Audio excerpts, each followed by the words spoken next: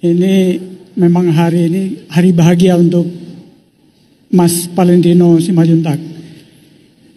Ada dua hal yang sebelum saya menyampaikan kata sambutan Presiden NOC of Indonesia. Pertama kali saya mau bicara tentang Kut Sintayong ini. Kebetulan dia belum mengerti bahasa Indonesia kan. Jadi termasuk orang yang paling keras untuk masalah naturalisasi, ya saya juga termasuk orang yang paling keras untuk memberitahu kepada beliau jangan terlalu banyak naturalisasi dibawa ke dalam tubuh sepak bola Indonesia. Year or 2 years ago. But yeah, it's because of how young they are, man. And because of that dual national program, Ivar Jenner, Justin Human, Marcelo Ferdinand, I was so impressed. Seriously, like, I could not believe how good Indonesia were. Teman-teman, kan saya kan kembali lagi yang membahas mengenai kabar terbaru dari timnas Indonesia ya. Fokus kali ini saya akan membahas requestan kalian ya, mengenai lagi-lagi ya, ini ada kabar ya bagaimana Shin Tae-yong ya langsung ya disindir mengenai bagaimana program dirinya dan juga PSSI ini memperbanyak pemain keturunan. Ya, saya saja yang mendengar panas ya kuping saya, apalagi mungkin teman-teman semua ya. Ya, kalau yang sudah ketemu Instagramnya ya silakan saja dengan segala hormat ya. Ini lagi-lagi bukan masalah itu. Yang jelas ini adalah masalah program ya dan juga misi Indonesia untuk ke depan ya. Kalau dilihat walaupun sudah banyak yang mencibir dan sebagainya ya, Indonesia tetaplah sebuah negara yang saat ini sedang melakukan perkembangan yang sangat luar biasa. Saya akan membahas tuntas ya di konten kali ini mengenai prospek naturalisasi ini, apakah memang jangka pendek atau jangka panjang? Karena ada analisa yang lebih mendalam bahwa program Sintayong ini bukan jangka pendek ya, walaupun pemain-pemain naturalisasi ini saat ini sedang banyak di Indonesia, tapi ternyata ya media-media luar seperti media Amerika ini mengatakan bahwa salah satu tim yang progresnya ini jangka panjang adalah Indonesia. Dan kita patut berbangga mengenai hal itu. Saya akan membahas tuntas mengenai hal itu teman-teman ya, dan saya akan kuliti semuanya dari akar-akarnya mengenai pembahasan prospek jangka panjang timnas Indonesia. Oke, sebelum saya lanjut ya teman-teman, saya ada rekomendasi nih bagi kalian yang mau nonton ya Mads Hilger di tanggal 4 Liga Eropa melawan Fenerbahce ya, dan juga akan ketemu Jadon Osterwolde menggunakan layar pembesar HP ini. Jadi kalau kalian bosan nonton bola menggunakan HP seperti ini ya, saya rekomendasikan pakai layar pembesar HP ini. Ini bagus sekali ya, dan juga harganya lagi promo dan juga sudah anti radiasi.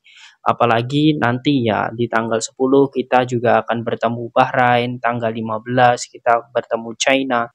Masih ada waktu bagi kalian untuk mendapatkan layar pembesar HP sebagus ini ya. Jadi bagi kalian yang mau, langsung saja kalian cek di link deskripsi untuk ambil promonya. Oke, kita langsung saja ya bahas mengenai bagaimana prospek timnas Indonesia. Ini saya lansir dari salah satu kanal YouTube ya, The Give and Go ya. Ini salah satu ini juga ya media ya, kanal podcast ya yang selalu membahas bagaimana tim-tim yang sedang berkembang, terkhusus Indonesia. Nah, dia mengatakan bahwa terus terang sampai jujur ya, bahwa ketika di Piala AFC kemarin ya Indonesia selalu menonjol dalam hal mentality ya. Oke, kita dengarkan terlebih dahulu. I could not believe how good Indonesia were, considering that they're basically at the time a nobody country in the footballing world. So now that they're already making an impact at these youth tournaments and at the Asian Cup where they qualify for the knockout round, it's incredible what they've been able to achieve. It's a perfect pick. Indonesia, definitely one of the brightest futures in the world. Yang menjadi penekanan saya di sini ya, bahwa ya yang dia katakan adalah bagaimana pemain-pemain seperti Justin, Ivan, kemudian Rafael ya, Marcelino, ini adalah beberapa pemain yang memang saat ini menjadi pondasi kuat bagi timnas Indonesia. Ya, kemudian saya lihat ya, ini ya podcast ini ya, ini belum ada sosok Tom Haye yang belum bergabung ya pada saat itu. Nah, di sini dia pun juga mengatakan bahwa Untuk saat ini memang betul Indonesia sangat gila dengan apa yang sudah dilakukan, yaitu perkembangan yang sangat signifikan ya, bahkan mengalahkan Qatar dan juga Jordania dari progres 1 tahun ini. Have gotten considering how low in the rankings that they were literally just even a year or 2 years ago. But yeah, it's because of how young they are, man. And because of that dual national program, Ivar Jenner, Justin Human, Marcelo Ferdinand, I was so impressed. Seriously, like I could not believe how good Indonesia were considering that they're basically at the time a nobody country in the footballing world. Nah, dia juga mengatakan bahwa sebenarnya saat ini timnas Indonesia perkembangannya itu bukan hanya level 1 ya, atau untuk setengah-setengah. Ya, jadi di sini dia menekankan bahwa Indonesia ya ini bisa saja menjadi raksasa yang memang benar-benar terbangun ya.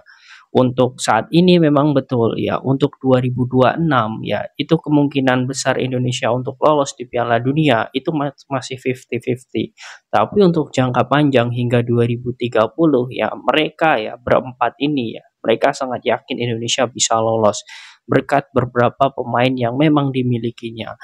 Aset timnas Indonesia dikatakan dalam podcast ini juga sangat bagus. Nah, ini membuktikan bahwa sebenarnya teman-teman ya, kalau dilihat ya, walaupun ya dari grassroots ya dan juga bagaimana misi yang dilakukan oleh Bapak Erick Thohir ini hingga 2027, ini sepertinya tidak akan terpengaruh dengan jangka pendek. Karena pemain-pemain seperti Hilgers, Jay Idjas ya, kemudian juga Nathan Cho, kemudian juga Martin Paes, semuanya ini relatif muda semua ya. Bahkan untuk 10 tahun ke depan ya, sosok Verndong pun juga masih kuat ya, karena usianya saat ini masih 27. Jadi menurut saya ya, hingga 37 pun Verndong menurut saya masih pantas untuk membela timnas Indonesia. Karena kalau kita lihat ya, saat ini kematangan skuad timnas Indonesia ya, dilihat dari beberapa ini tonton ya, posisi seperti kiper, kemudian back, kemudian lini tengah dan juga striker, itu usianya rata-rata memang relatif muda. Usianya ya rata-rata memang 26 tahun. Bahkan di Piala Asia kemarin kita adalah tim termuda ya. Kemudian di kualifikasi Piala Asia, kualifikasi Piala Dunia ronde ketiga pun ya, di zona Asia ini kita juga masih menempati ya tim termuda juga. Artinya ya kalau dilihat saat ini ya, yang mengatakan bahwa naturalisasi itu adalah program jangka pendek, ya menurut saya salah besar. Ini adalah program jangka panjang, buktinya hingga 10 tahun ke depan. Nah, yang menjadi jangka pendek adalah bagaimana PSSI bisa atau tidak ya melanjutkan ya perkembangan development di usia muda ya. Liga-liga, kemudian SSB, kemudian beberapa ini fasilitas sepak bola. Apakah dalam kurun waktu 10 tahun ke depan bisa membenahi atau tidak? Tetapi kalau memang tidak bisa dibenahi ya, atau belum bisa ya, ya menurut saya tetap mengandalkan beberapa program ini untuk dilanjutkan pun tidak masalah. Toh yang dinaturalisasi ini juga bukan pemain yang tidak memiliki darah Indonesia ya. Artinya progres dan juga perpu ya, peraturan yang sudah dilakukan yang dibuat oleh pemerintah ya, pemerintah pusat ini sudah efektif. Tinggal bagaimana ya kita menyikapi mengenai jangka pendek atau jangka panjang ini. Tetapi kalau saya lihat ini targetnya jelas jangka panjang sekali ya. Karena mau tidak mau Sintayong sudah memiliki opsi ya untuk melakukan ini secara berkelanjutan. Walaupun nanti misal di 2027 dia tidak melanjutkan kontraknya, misal ya, yang menurut saya pelatih selanjutnya itu akan lebih mudah lagi karena dari pondasi kita sudah kuat dan juga sudah kokoh. Nah, ini pentingnya tontonnya kita mengetahui. Jadi saya di sini ya kalau dikatakan ya setelah banyak media Eropa, media asing ini mengatakan bahwa target jangka panjang Indonesia ini benar-benar bagus di kawasan Asia ya. Saya juga percaya di sini bahwa untuk saat ini ya, memang betul target Indonesia itu bukan jangka pendek tetapi jangka panjang dengan mengandalkan beberapa pemain naturalisasi ataupun keturunan ini. Nah, bagaimana menurut kalian teman-teman dengan beberapa ya mungkin cobaan Sintayong ya yang diulti ya langsung oleh bapak-bapak ini ya, kemudian juga pujian dari beberapa ini ya media asing ya mengenai kiprah timnas Indonesia.